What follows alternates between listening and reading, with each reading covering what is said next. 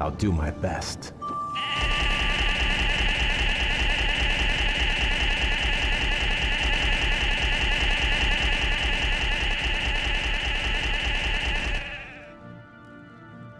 Okay.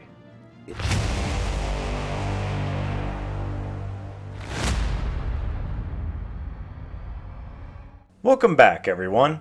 Like I promised a year ago with my Warcraft 3 Reign of Chaos retrospective, we will be checking out the second half of the Reforged campaigns. Since then, Blizzard has actually updated the game a few times, and as of making this video, they updated the game back in May. So the game is fixed and better now, right? No. It's the biggest piece of dog Several times the game crashed on start. I got many defeat screens after loading a save. The fourth mission of the Sentinels is unplayable. The game would crash every couple of minutes. I had to use the cheat code to skip it. Now I know that sounds horrible, but the playthrough was still fun. I do need to mention, I tried the first 3 missions on hard difficulty, and each mission took me about 1 or 2 hours to complete. I don't have as much time as I used to, so I was worried I wouldn't have time to finish the game, write the script, and edit the video by the end of the month. In the end, I decided to lower the difficulty to normal. For the most part, it was easy, but I still had an enjoyable time playing through it. For the record, when Reforged first came out, I did beat all the missions on hard, and I'll do my best to recall which ones were especially tough to beat. I do recommend playing on hard if you want a tough challenge and get that rewarding feeling of accomplishment. Since this video is basically a part 2, I won't be doing a history or gameplay section, so go check out part 1 if you haven't. It's my longest video to date, so I hope you'll come back after watching it. As usual, we're going to go through the story, spoiler warning, what I liked and disliked, and any funny or awkward moments that happened to me during my playthrough. Let's go save the Lich King.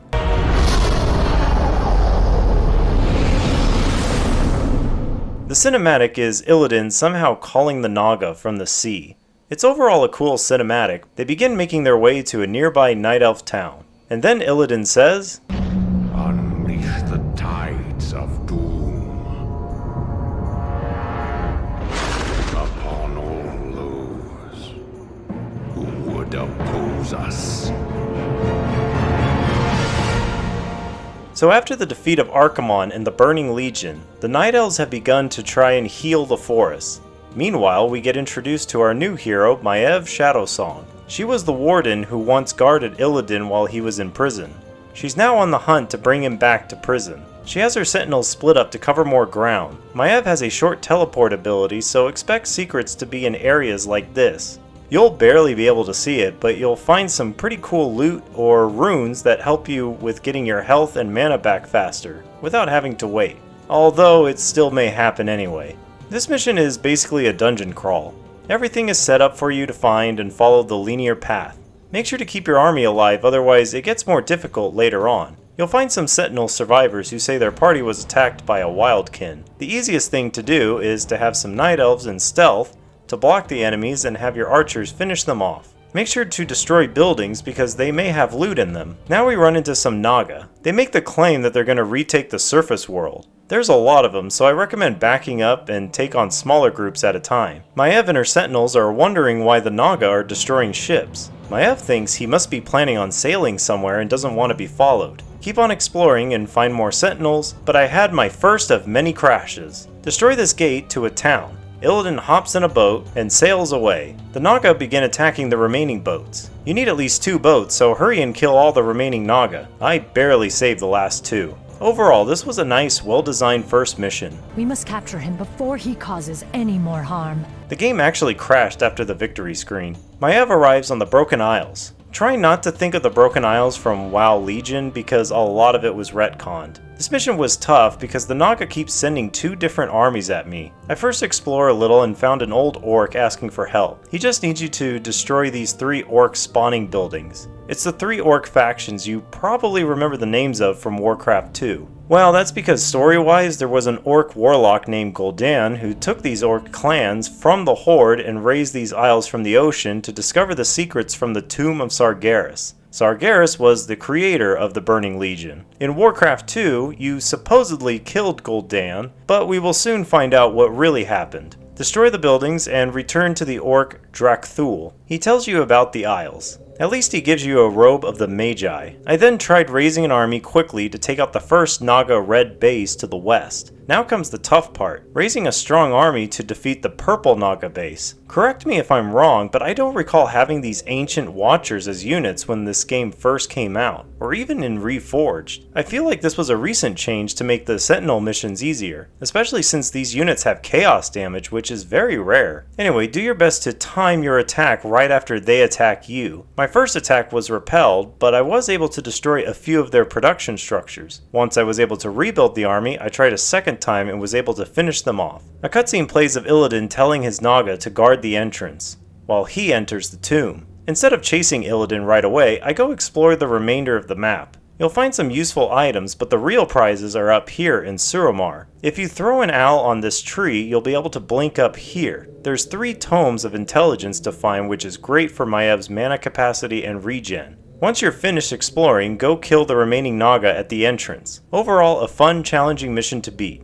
Now quickly, my sisters. Illidan must be stopped at all costs. As Maiev and her sentinels enter the tomb, they discover some orc runes telling the story of Gul'dan when he entered the tomb. I find it strange that Gul'dan spent time creating these runes for people in the future to read about his journey through the tomb. We get a flashback of Gul'dan forcing his scared orcs to start exploring. So this is another dungeon crawling mission. Follow the linear path and kill all enemies in your path. Some drop some nice items, but of course there are some secret items hiding in the corners of the map that can only be accessed with Maev's blink ability. One of them is the Shadow Orb. There's 10 pieces of it scattered around the map. Here's a quick montage for each piece. Now is the time. I will finish the hunt. I will finish the end draws near. Now is the time. I can wait no longer. The guilty will suffer. I can wait no longer. Now is the time. I can wait no longer. Now is the time. The guilty will. I can wait no longer. At least they're in the same Shards. spot. That's good. Here? Now is the time. Nice. Finally, the last piece of the Shadow Orb. Definitely worth finding all the pieces because the final stat is plus 10 attack damage, 3 armor, and faster health regen. Along the way, you'll find more Night Elves to join your party if you destroy these rocks. You'll also find 2 more areas with Gul'dan runes. The second set shows Gul'dan trying to press on but is alone. He thinks he hears Sargeras laughing at him, and he mentions an eye he's trying to claim. Later on, Maiev comes across Lady Vosh, who tells her the Naga were once Night Elves. They were known as the Highborn, but were banished beneath the sea when the Well of Eternity imploded. I don't have time to explain all that. Go watch YouTubers like Nobel for Warcraft lore. The final set of Gul'dan runes read that he was dying of his injuries and was so close to the Eye of Sargeras. Now, side note, the first time I got here, there were so many Naga and I only had like 3 units left. I had to reload pretty far back just to try again with more units. So once again, try your best to keep as many units alive to make the later parts easier, or in this case, possible. Otherwise it's like soft locking yourself. I mean, look at that, only Maiev and 2 other units survived. Destroy the door to have Maiev try to arrest Illidan, but he goes on a monologue, talking about when he consumed the skull of Gul'dan, he inherited his memories, which told him about this tomb and the powerful artifact it held. With it, he can destroy his enemies, but first he will use it to bury Maiev as a thank you for imprisoning him for 10,000 years. I don't understand how he doesn't bury himself and his Naga, but whatever. You now have to escape back to the entrance while avoiding enemies, and use your blink ability carefully. Overall, it was a fun and well-designed mission. So, like I said in the intro, I wasn't able to beat this mission because it crashed every couple of minutes. I just got tired of trying to save every minute just to see if I could power through it, but it got worse the further I got.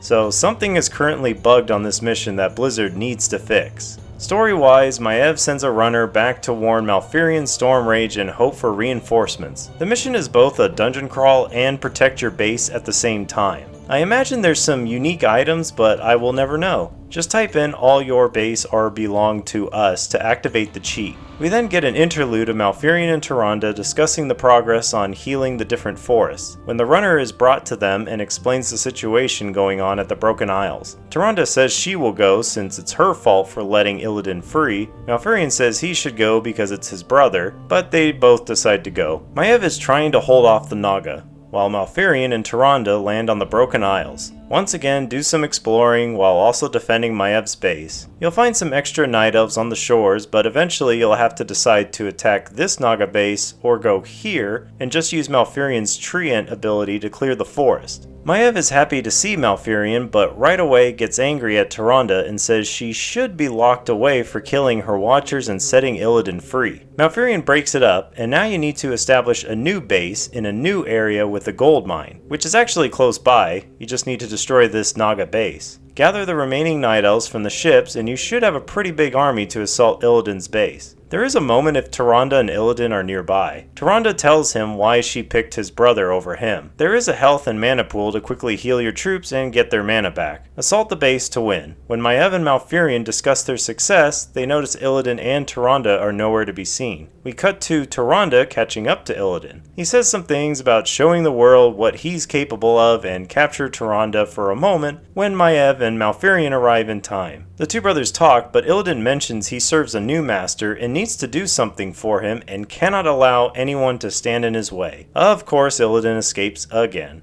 Don't worry, my love. We'll find Illidan wherever he runs. We'll find him. The three heroes arrive on the shores of Lorderon. Malfurion says he needs to go talk to the forest, and so he runs off on his own. While Maiev and Tyrande try finding Illidan but come across some High Elves. We get introduced to Prince Kael'thas and his Blood Elves. They are what remain of the High Elves from Quel'The the Lost. He says he hasn't seen any demon, but mentions something has been going on in the city of Dalaran that's been stirring up the undead in this land and causing them problems. So he decided to move his people to the other side of the river where it's safer. Tyrande offers to help them to safety in exchange for his help to find Illidan. We now have an escort mission. You need to protect the caravan and keep at least 2 alive. Keep your eyes open for secrets like gold stashes. It helps to hire mercenaries for your army. The only item that is worth mentioning is an orb of fire hidden here. Just blink with Maiev to retrieve it. You do at one point get an option which direction to go in. You can choose the safer route to the left, but it will take longer. Or pick to go right, but you have to fight an undead base. I picked the right side. It honestly wasn't that bad, but I imagine on hard you have to be really careful when going this way. Eventually you'll make it to the final town but get ambushed. Defeat the undead to win. However, in the cutscene, Tyrande says to hurry and get the caravan across the bridge while she holds off the undead. She does her best, but the bridge collapses and she gets washed down the river. Kael says they must help her because that river will take her to the heart of the undead lands. Maiev says not to help her because they don't have time and must hurry to stop Illidan. We then get an interlude of Malfurion in the forest and suddenly feels like the earth is being torn apart. He then asks the spirits to show him what's going on. First he sees the frozen land of Northrend. The land itself is being split asunder. Then the spirits show Illidan and his Naga casting a ritual with the Eye of Sargeras. Thank you, great spirits. I know what must be done. I promise you, this treachery will not go unpunished. Malfurion arrives to tell Maiev what he saw in his vision, but then asks where Tyrande is. Maiev tells him she was torn apart by the undead, then introduces Malfurion to Kael. His scouts report that Illidan and his Naga are inside the city of Dalaran performing a strange ritual. Maiev asks why would they be attacking Northrend? Malfurion doesn't care. I remember this mission being very difficult on hard. Not only is this mission a dreaded timed mission, but you also need to keep Kael alive. He gets attacked by both Naga and undead, so you need to try and defend him while assaulting the Naga base. And on top of that, you can only stop the ritual by killing the summoners with magic attacks. The best unit to use is these fairy dragons. On hard, I remember spawning a bunch of them, and when the timer got down to only a few minutes left, I had no choice but to try and just make a mad dash for the summoners and pray that the summoners die before my fairy dragons all die or the timer runs out. Otherwise, on normal, it's pretty easy. I first run over and save a paladin. He will be very useful. Just assault the base and don't worry about Kael. He seems to be able to take care of himself. Once you get far enough in, just have all your magic units attack the summoners to win. The cutscene shows Illidan yelling about the spell isn't done but then explodes. Then we cut to Illidan being brought before Malfurion, Kael, and Maiev. She sentences Illidan to death, and as she approaches to execute him, Illidan stands and calls them all fools for not realizing the spell was targeting the Lich King to put an end to the undead. And no heed to the cost! Because of you, Tyrande is dead! What? Then Kael interrupts and tells Malfurion that she may actually be alive since she was only swept downriver. Maiev tries to tell Kael to be quiet, but Malfurion becomes very angry at Maiev for lying to him. She says she knew if she told him the truth, Malfurion would go looking for her instead of stopping Illidan. Illidan offers to help because deep down, he still loves Tyrande and would never hurt her. He offers his Naga to search the rivers to find her. Malfurion believes him despite everything. Very well. What? After all he's done, you would trust this traitor to... Silence! I will deal with you later. Let's go, brother. Illidan says his Naga will find Tyrande. Where did you ever find such loathsome creatures? Believe me, brother, you do not want to know. Well, that's just lazy writing. Later on, a Naga reports they found her, Come forth, you mindless wretches, and taste the wrath of the Sentinels! but the undead have sent an air strike force, so we aren't allowed to make air units to fight them? Of course! Malfurion wants Illidan to hold the undead back, but Illidan says his Naga can reach her faster, so he will go. So this mission, you get to control the Naga faction. You also control Malfurion and his Night Elves. Oh, and Tyrande? You can ignore her. She never dies. Sure, she gets attacked once in a while, and it makes it seem like you're on a timer, but she always survives. The mission is to destroy the red undead base. The main route is guarded by green undead, but you can do the optional quest of killing some of the forest trolls to open up a direct route to the red base. Be prepared because red has a lot of powerful units to fight. There used to be a way to trade items between Illidan and Malfurion, but they seem to have sadly fixed it. This would have been very useful in the next campaign. Overall, it's a simple, straightforward mission and fun to finally play the Naga. However, they have straightforward units. The melee tank, the ranged DPS, the spellcaster, and the siege unit.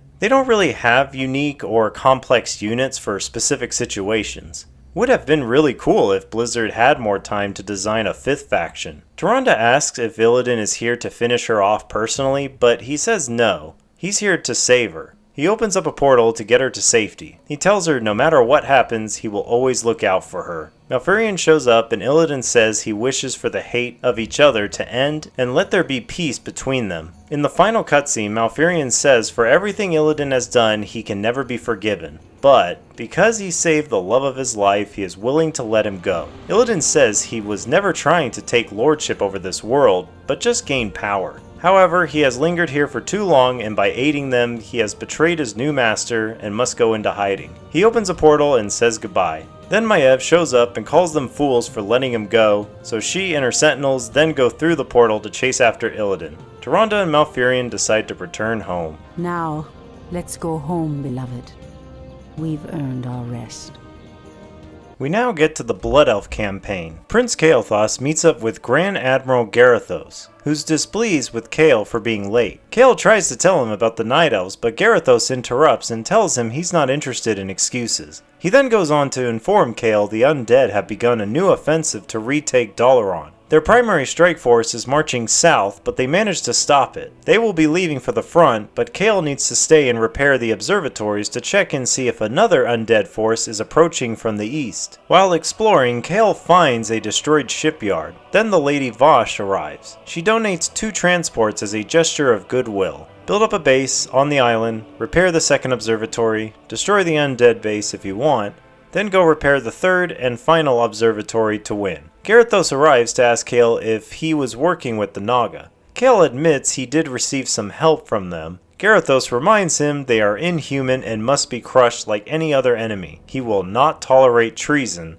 This level will take a long time to complete, not because it's difficult, but the map is big and it took a long time just to get enough resources to build an army, defeat all the enemies on the map, and send workers to repair the observatories. Most of my footage is this, just waiting for resources to get collected and build the structures I need to get advanced units. This is the only mission where you actually have access to everything from the human faction. Overall, it's an alright mission, but not much to really say about it. The next day, an emissary arrives to give Kael news. The observatories detected a large undead force massing nearby. Garithos has commanded to crush the undead. Kael thinks it won't be that difficult, but the emissary then orders all humans and dwarves to the front, leaving only the blood elves to complete this task. This is preposterous. Am I to assault the undead with nothing but sticks and harsh language? The Grand Marshal has great confidence in your abilities. Be creative.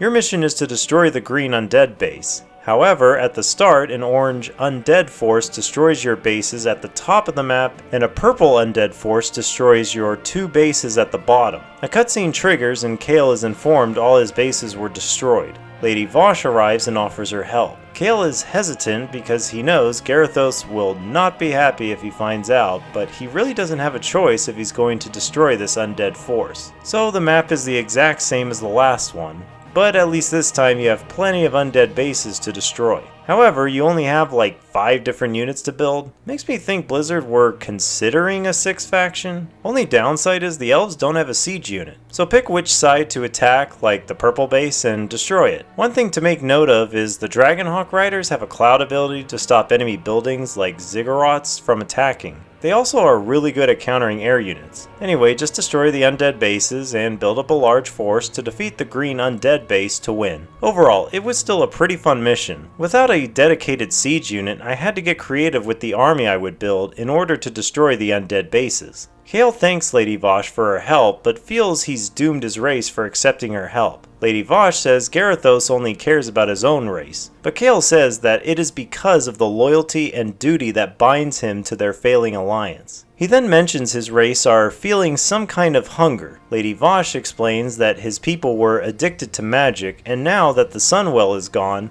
We have been cut off from our power, from our birthright.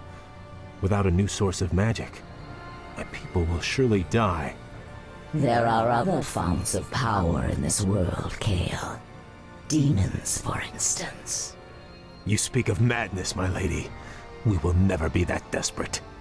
Your aversion is understandable, but still.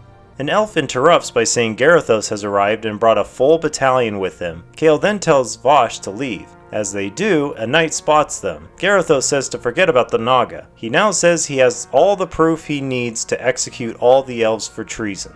Please, my lord, spare my men. It was my decision to... Save your breath. I never trusted you, vainglorious elves. It was a mistake to accept you into the Alliance in the first place. Now, at long last, you'll be dealt with appropriately. Take them away!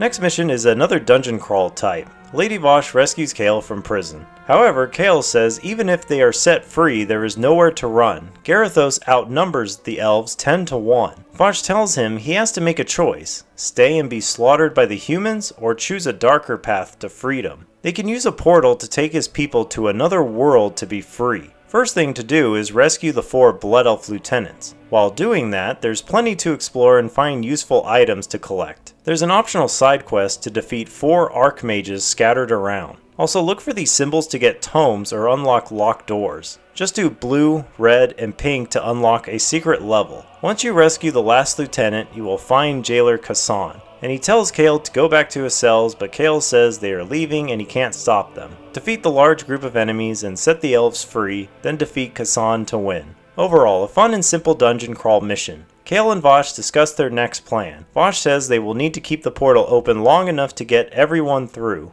but Garithos will try to attack it before they can escape. Then I will hold him at bay. I'll buy you all the time you'll need. Kael and Vaush find the portal and begin trying to open it. Meanwhile, Garithos gets word of what the elves are doing. He then orders his forces to ignore the towers and destroy the portal. Whoever destroys the portal will be a hero. So we get something different. It's a tower defense type mission. build towers to destroy the units following a specific path. They start off easy, but you need to carefully put your towers in the right spots. I'm not sure what the perfect setup is, but I was able to beat it despite almost getting the portal destroyed. You can do some sneaky things like Kael casting his AoE fire spell in the waiting area. Keep an eye open for hero type units because they will drop gold. You can upgrade your towers once to make them more powerful. And as the game goes on, new towers become available. The first one is an energy tower, a simple tower for attacking both ground and air. The other tower is an earth tower. It deals a lot more damage but only attacks ground units. Next is a fire tower that attacks quickly. Then you get ice towers that slow enemies. Then finally there's the death tower that attacks slowly but deals a lot of chaos damage. This was the only mission I could not beat on hard. I remember trying so many times but couldn't figure out the right amount of towers to build and which ones to upgrade.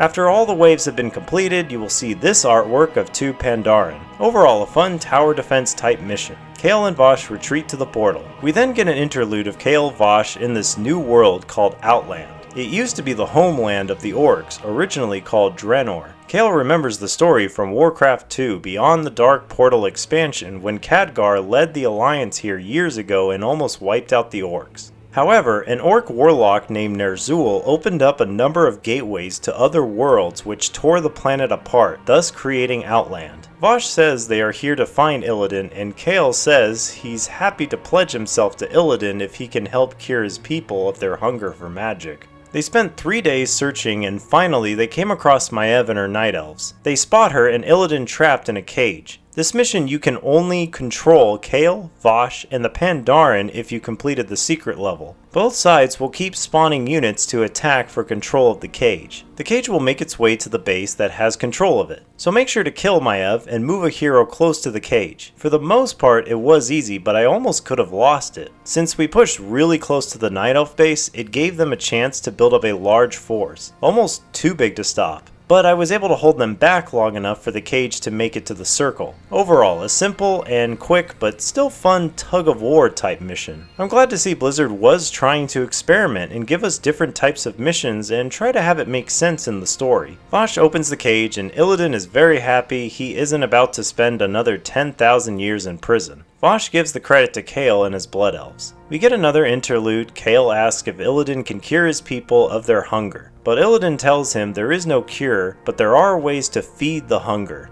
Follow me and I will grant your people more magic than they can imagine. Kael then pledges himself and his Blood Elves to Illidan. Illidan then talks about many months after the Legion's defeat, Illidan was visited by the Demon Lord Kil'jaeden. Kil'jaeden tells Illidan that his creation, the Lich King, has betrayed him by breaking away from his pact with Kil'jaeden. He tells Illidan to go destroy the spirit of the Lich King that's trapped in the frozen throne of Icecrown in Northrend. And if he does, he will grant him his heart's desire. That is why Illidan took the Eye of Sargeras and tried to use it at Dalaran to destroy Icecrown, but the Night Elf stopped him. So since he failed, he came here to Outland to hide from Kil'jaeden. They now must cleanse this place of Kil'jaeden's agents if he is to remain in exile here. Illidan explains after Draenor's explosion, a pit lord named Magtheridon rallied the surviving orcs and took control of Outland. Since then, he uses the gateways to bolster his forces. So they must seal the portals by having Illidan channel some magic from a circle of power. You need to defend him while he does this. It's not too difficult, but there are 3 other orc bases around the map that will attempt to attack you. There is a nearby Draenei village that needs help. If you destroy the nearby orc base, Akama, the leader of the Draenei, will send attack waves at the orc bases to help you. It's best to deal with the orc bases first. Since you have access to the Naga, you have a siege unit now. So build up an army and take out those orc bases. Then build some towers and an army to defend Illidan while he closes each portal. Overall, this was a fun mission for using elves and Naga. Up to this point, we haven't had the chance to fight the orcs, so it was nice they were able to get them in for at least one mission. With the portals closed, they can now siege the Black Citadel. Assaulting his Black Citadel will not be easy, Kael. I wouldn't have it any other way. Magtheridon gets word from a messenger that his enemies are near. These upstarts are tiresome gnats, nothing more. The might of Magtheridon cannot be denied. Illidan and his army arrive at the Citadel. While Kael and Illidan talk, they throw a bunch of elves at the gates and watch them get one-shot by cannons. Akama arrives and says they have come to help Illidan. They're able to run through in stealth and take out the gem that was controlling the cannons. So we get a siege-type mission. I'm actually not sure how to describe it. There's no base building, so whatever gold you have is all you're getting. So make it count, and try not to lose anyone if you don't have to. Send Akama to destroy the gem to destroy the next set of cannons. Then destroy the orc base. You have two sides to do this with. Illidan and Kael on one side with the Blood Elves, while Vosh is with the Naga on the other side. At one point, each side steps on a button in order to get access to both sides. Kill the Master of Pain and the Mistress of Torment on both sides to get access to Magtheridon. He's a tough boss fight, so keep the pressure on and kill him. There is a Diablo Easter egg with this mini-boss called the Butcher, but he's not as strong as the real Butcher. So far I'm 2 for 1 with that prick in Diablo 4. Overall, it was a fun and straightforward mission. But sadly, this was the last mission for the Blood Elves. That's right, only 6 missions to play. Well, technically 7 if you include the secret level. Not sure why it was so short, but something tells me this expansion was rushed. Or it was quickly put together, so most likely they just didn't have a lot of time to come up with more unique missions to play. Anyway, Magtheridon is taken prisoner and Illidan announces he's the new ruler of Outland. The final cutscene shows a storm coming, and then a giant Kil'jaeden appears. He tells Illidan he's a fool to think he could hide from him. Quickly, Illidan says he was just set back and decided to try to bolster his forces before attempting to destroy the Lich King again. Kil'jaeden says these new servants he's gathered show some promise, so he gives him one last chance to destroy the Frozen Throne or face his eternal wrath. Perhaps hiding here was not the most prudent decision. Still, the quest lies before us. Will you follow me into the cold heart of death itself? The Naga are yours to command, Lord Illidan. Where you go, we follow. The Blood Elves are yours as well, Master. We will drive the Scourge before us and shatter the Frozen Throne as you command. We now get to the Scourge campaign. We get introduced to 3 Dreadlords who were left in charge of the Scourge and Lorderon. The green one is Deathrock, and he says it's been months since they last heard from Archimonde, and he's tired of watching over the undead. The purple one, Balnazar, reminds him they were put in charge to oversee this land and make sure the Scourge is ready for action. However, the red one is not Tichondrius, instead named Varimathras. We then cut to Sylvanas asking how could they not know about the Legion's defeat. Impossible to say, but the longer they remain in command, the more they run the Scourge into the ground. Then Arthus bashes through the gate and thanks the Dreadlords for watching over his kingdom, and says he won't be requiring their services anymore. The Dreadlords say this land is theirs and the Scourge belongs to the Legion. Arthus informs them their masters have been defeated and the Legion is undone. All that's left is their deaths. Never. This isn't over, human.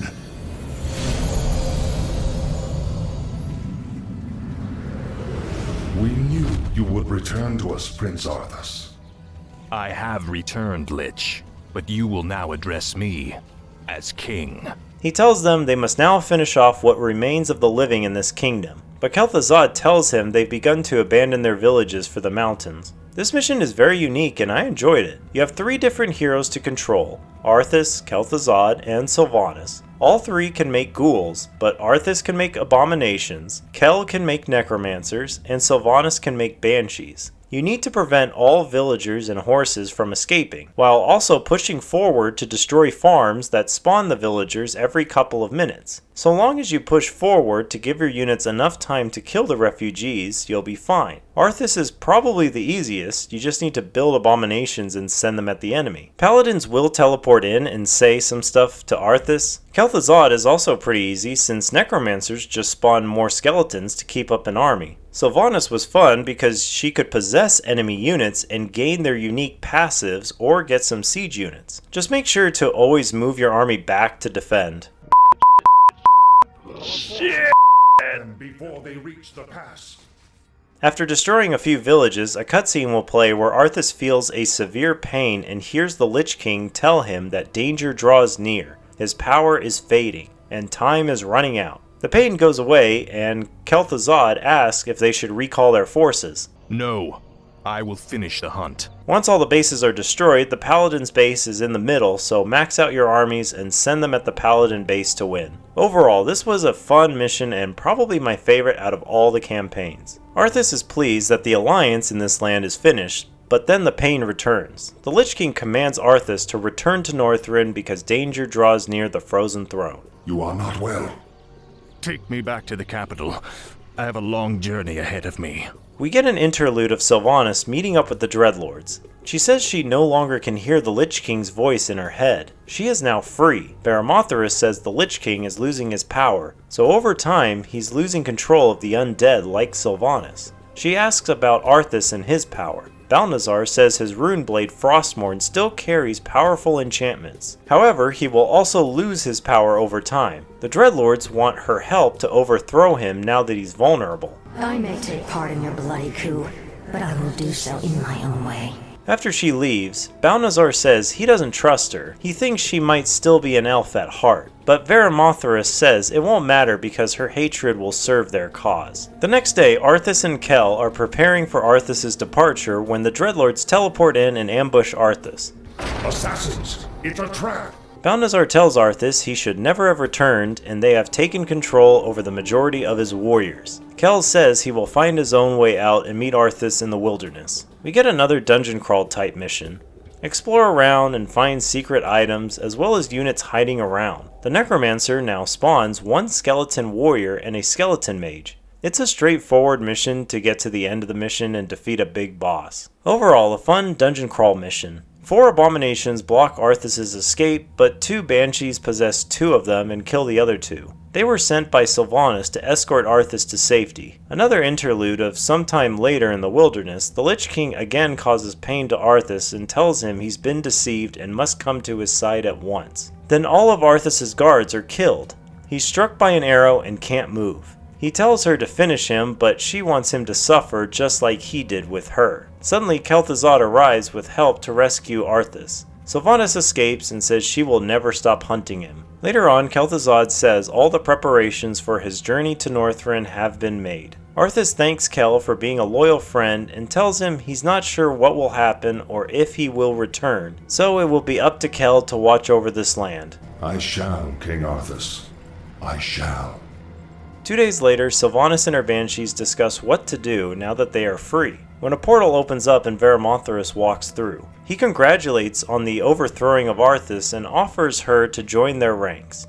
She refuses to become a slave again. He warns her to be careful about standing in their way. I won't relinquish my freedom by shackling myself to you fools. So be it. This mission is pretty unique. You only have a couple of units to make, so creating a lot of banshees and using them to possess enemies is your best option to build a strong army. There's 2 optional quests. By possessing the Ogre Warlord, you get control of all the ogres. Then there's the Bandit Camp, led by Blackthorn, which is a reference to Blackthorn the video game made by Blizzard, to get all the bandits. You should have a big enough army to defeat Varimathras at his red base. Of course, I went to the trouble to destroy the purple base just to see if there was anything over there. Overall, a pretty fun mission that limits you and forces you to play a certain way, which shows just how powerful possession is. Sylvanas confronts Varimathras, who begs for his life. He sells himself out by helping her to defeat the other 2 Dreadlords. Alright, Varimathras. I'll let you prove your loyalty to me. But be warned, I'm keeping you on a short leash. After 3 weeks of sailing, Arthus arrives in Northrend. A necromancer says they need to establish a base first, when blood elves arrive and they say they are here to avenge the deaths of Quel'Thalas. Then a new hero arrives named Anub'arak, and he helps Arthus take out the elves. Anub'arak says he was sent by the Lich King. First thing is to destroy the nearby elf base. Use your ships to clear the beach and land your troops to take it. Then a cutscene plays of Arthus throwing some shade at the elves, when Kael teleports in and tells him this was just a scouting force, and Illidan's army will be much more difficult. Illidan? He's behind this invasion? He is. Arthus then loses another level, and he knows he won't make it in time to save the Lich King. However, Anub'arak suggests they go through the ancient spider kingdom of Azul-Nerub to get there faster. We have little choice. Lead on, Anub'arak. So now get to building up your base and explore around a little. There is a dragon nearby named Sapphiron. After killing it, Arthus will turn it into a more powerful frost worm. There's also some tomes and items to collect. Continue on and attack the Naga base, then Blood Elf base, and push towards the entrance. There is also a Penguin King who gives you a Ring of Protection +4. Overall, I enjoyed this mission. It felt like a classic RTS, take over a base to establish a base, then build up the base and an army and take over all the enemy bases. Alright, let's go. At that same moment, they arrive at Deathrok's stronghold, which also houses humans. I believe his name was Garabon or Gilithos or something. Human names all sound the same to me. So Sylvanas plans to possess some footmen and use them to open the gates. The patrol has returned. Open the gates. Now, my warriors, strike! You now have an 8-minute timer to attack either the human or undead bases before they wake up. I was able to destroy both human bases during this time. Once they wake up, I retreat to my base and hold off the counterattack. Then build up my base, research all upgrades, build an army, push towards the undead bases and destroy them to win. Overall, still a fun mission, but simple and straightforward, with a useful beginning to let me decide if I want the humans or undead bases destroyed first. Garithos and his army are free from the Dreadlord's control. Stand down, humans. I have no quarrel with you. She makes a deal with him to return this land to them if they help her defeat the last Dreadlord Balnazar. He agrees and goes rally what's left of his forces. Come now, you have no intention of giving them their lands back. Of course not. The humans are simply a means to an end.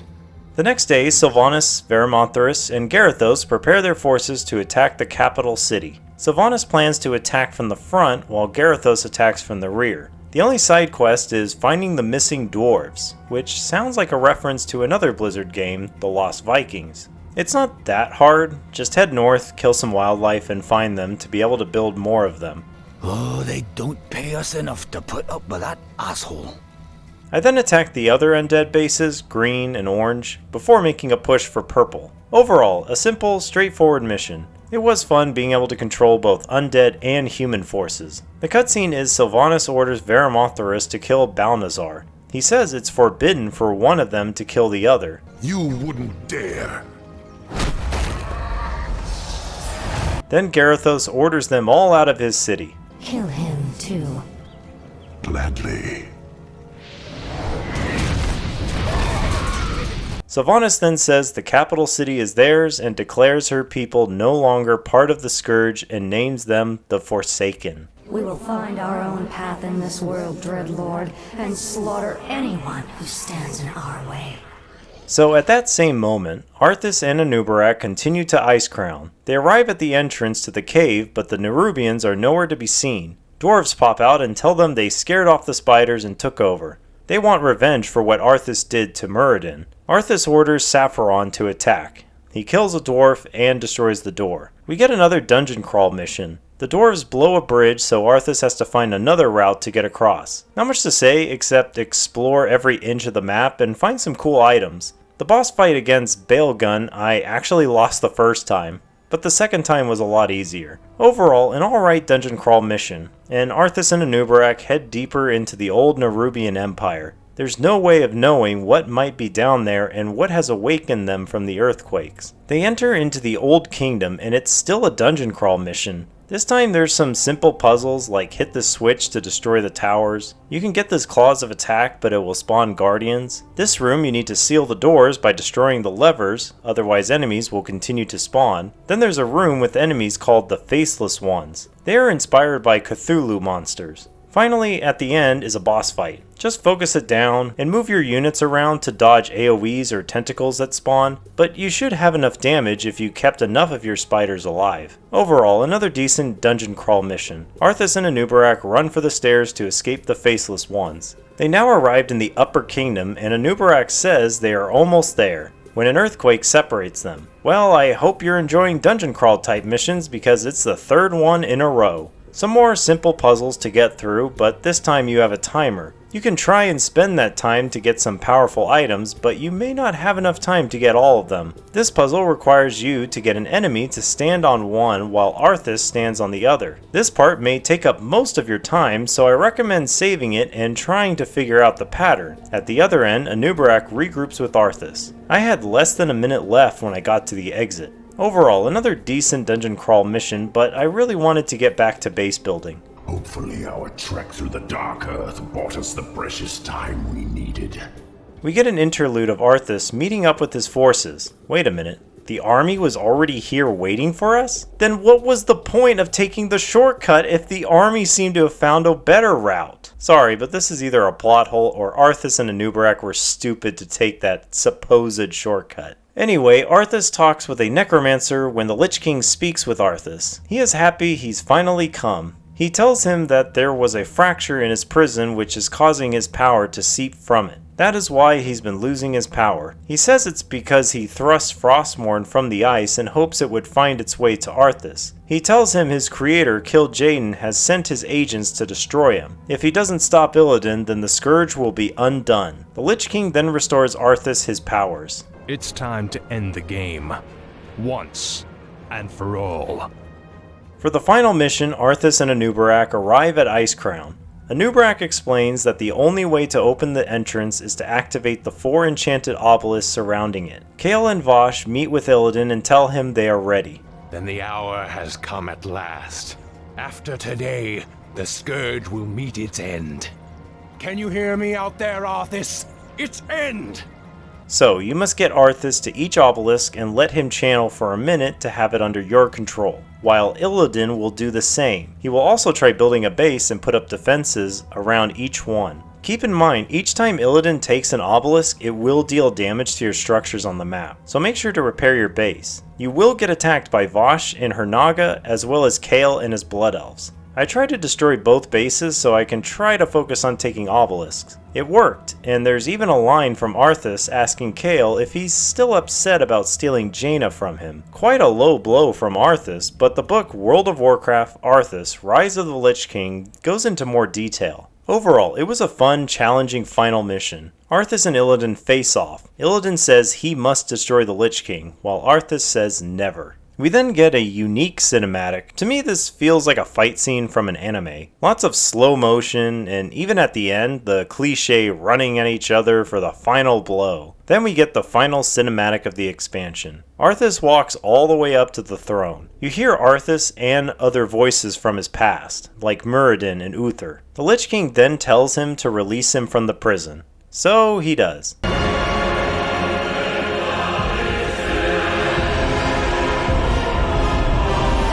The helmet falls at his feet, he puts it on. Now, we are one. Then we zoom out of Arthus becoming the Lich King atop Icecrown. I am wondering if he's in the middle of a lake or the ocean. Anyway, for the credits we get the cool metal rock song called Storm, Earth, and Fire, performed by the band called ETC, or Elite Tauren Chieftain. I kinda like the other video that they used to have. Seems like the end of the expansion, but some of you are wondering, where is the Orc campaign? Well, originally there wasn't going to be one, but Tim Campbell didn't want to disappoint fans, and so he went to work on a bonus campaign for the Orcs. This was the only campaign I played on hard difficulty. We start off with a new character named Rexxar, a half-orc and half-ogre wanderer. He comes across an orc fighting some wildlife. He tries to help, but the orc is mortally wounded. He was trying to deliver a message to Thrall, so Rexxar offers to help him. This campaign involves no base building.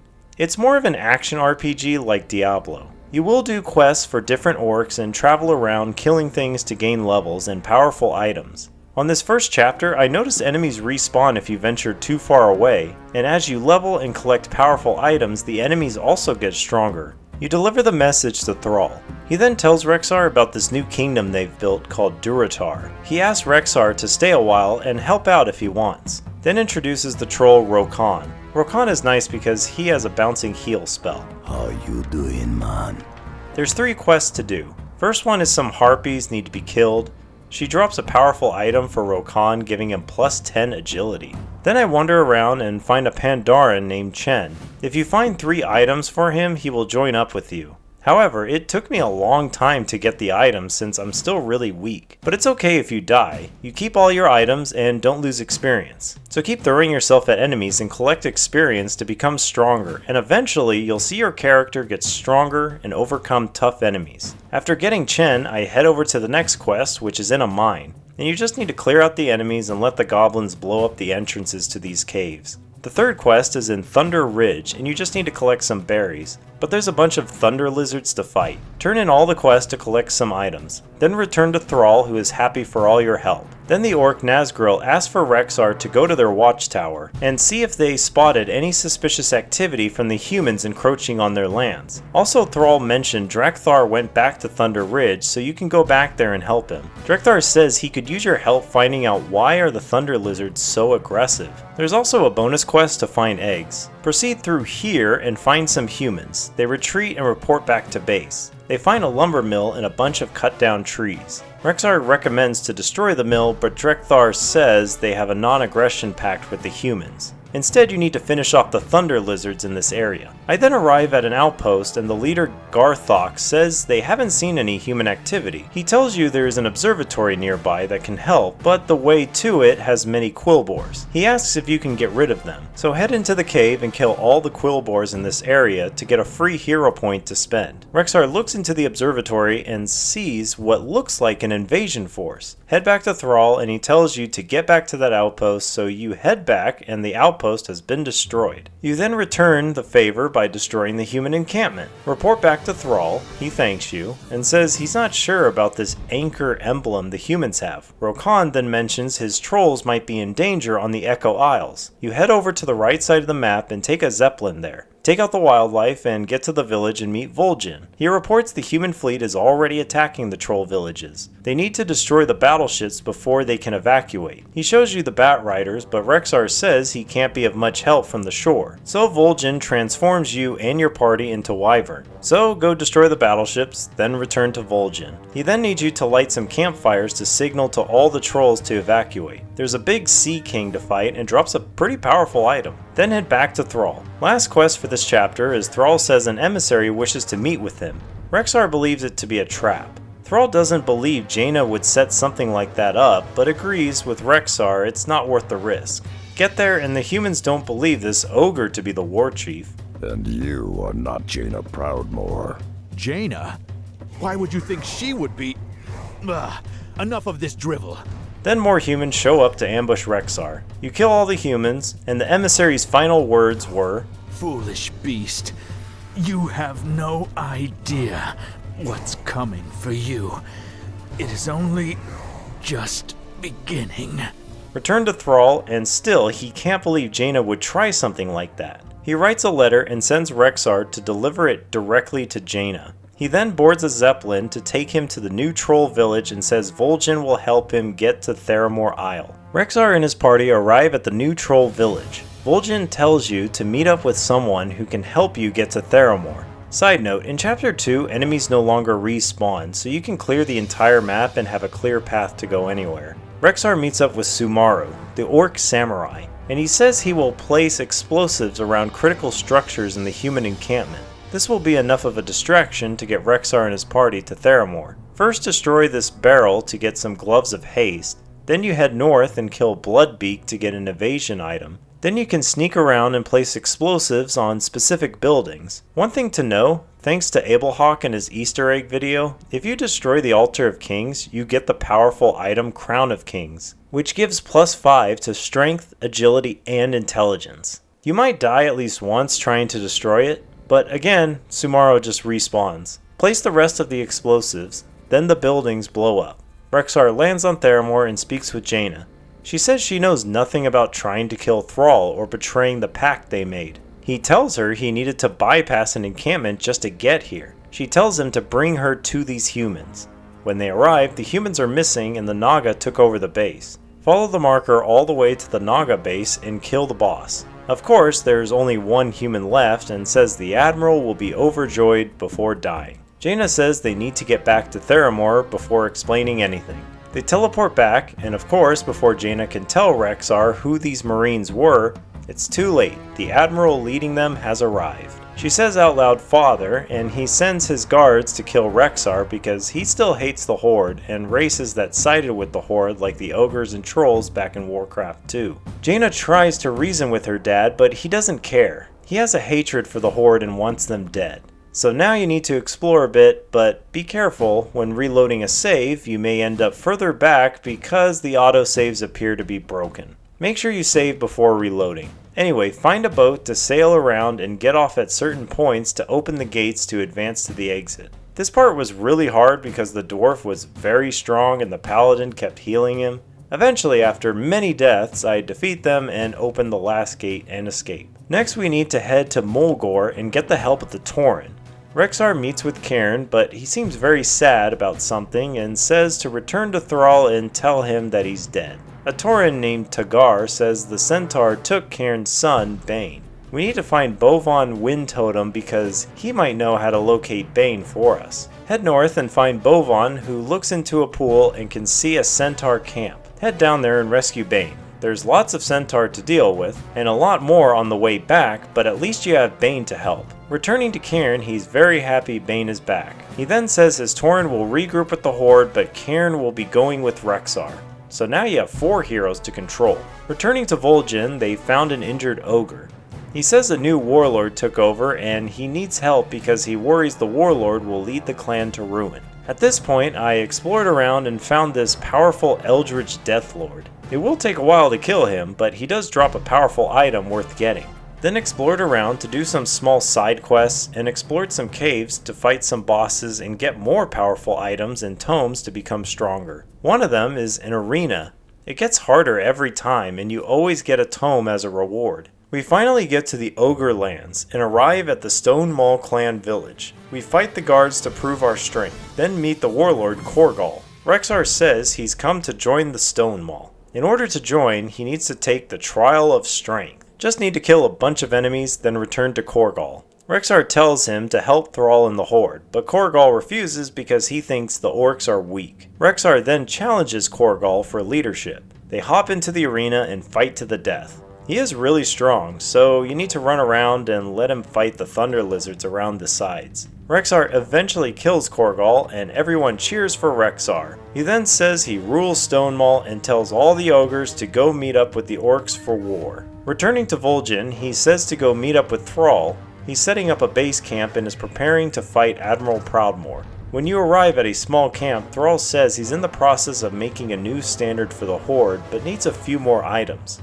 So you run around and collect the items, then meet up with Thrall at the base. He blesses the standard with a spell and tells Rexxar to carry the standard into battle, and names Rexxar Champion of the Horde. Thrall tells Rexxar Proudmoore has a stronghold due north, and orders Rexxar to lead the attack while he defends the base. Gladly.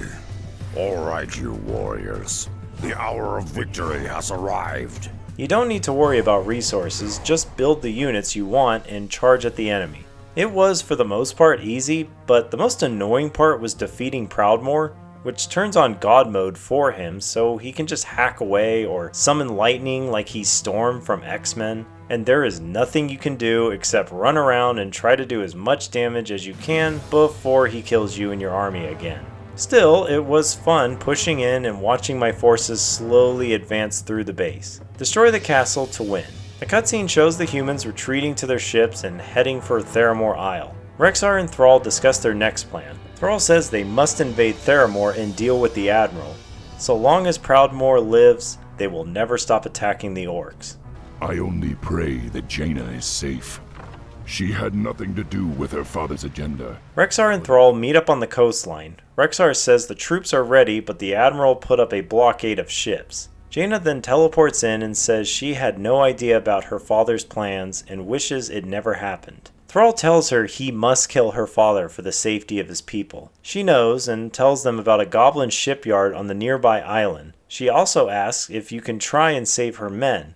They will be the only family she has left when this is over. Get on the island and clear it of enemies to get access to some ships. Use them to destroy the human battleships. Once that's done, everyone boards the transports and Rexxar talks to Thrall. Thrall says Rexxar reminds him of Hellscream in a way. Rexxar thanks him and says they must storm Theramore and end this once and for all. This final mission is like a tug-of-war type mission. Waktarugar!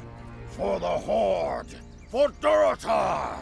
You only need to worry about your heroes. The Horde and humans will constantly spawn units and send them down a path. Your heroes are like the turning point. Many of these towers have a lot of health and armor which takes a long time to destroy, but they kill the army really fast. So once they are down, your army is able to push forward. You cannot destroy the light blue colored buildings, but it's okay, they spawn weak enemies. Further on are the advanced buildings. Once they get destroyed, your army should be strong enough to push forward on their own. Eventually you'll make it to Proudmoore, and while he's tough to fight, eventually you'll kill him. This mission reminds me a lot of League of Legends, controlling heroes, pushing an AI army all the way to the enemy base, destroying towers to advance. After his death, the humans stand down. Jaina is very sad. Rexxar says to remember him as a proud warrior. Thrall says they no longer have any quarrel with the humans and will leave them in peace. I pray we never have to come here again. Farewell, sorceress.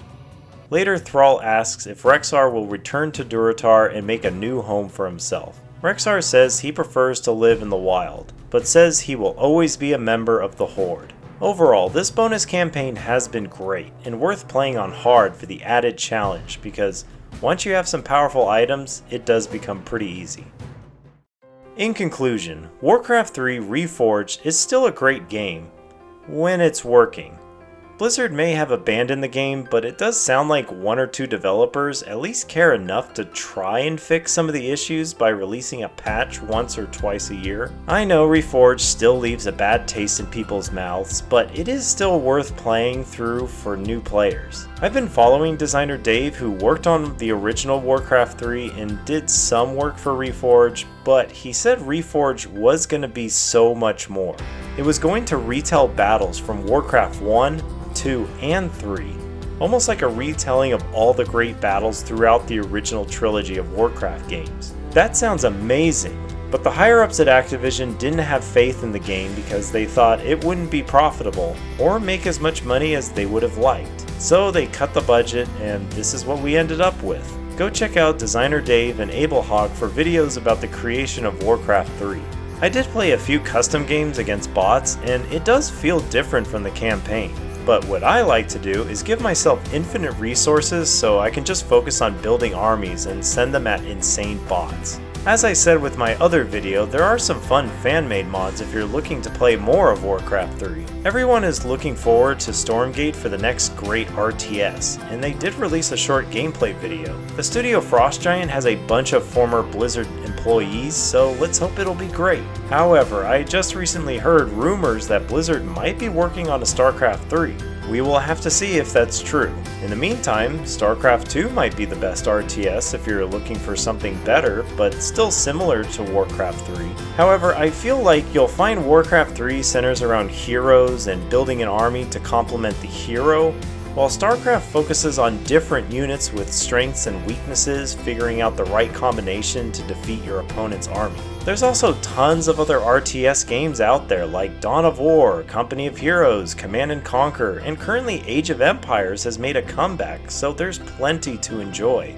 Thanks for watching. I hope you enjoyed the video. Please like and subscribe to help grow my channel, and comment below on what you thought. Also check out my other videos, and check me out on Spotify with the Time Pals podcast. Thanks again, and I'll see you in the next video.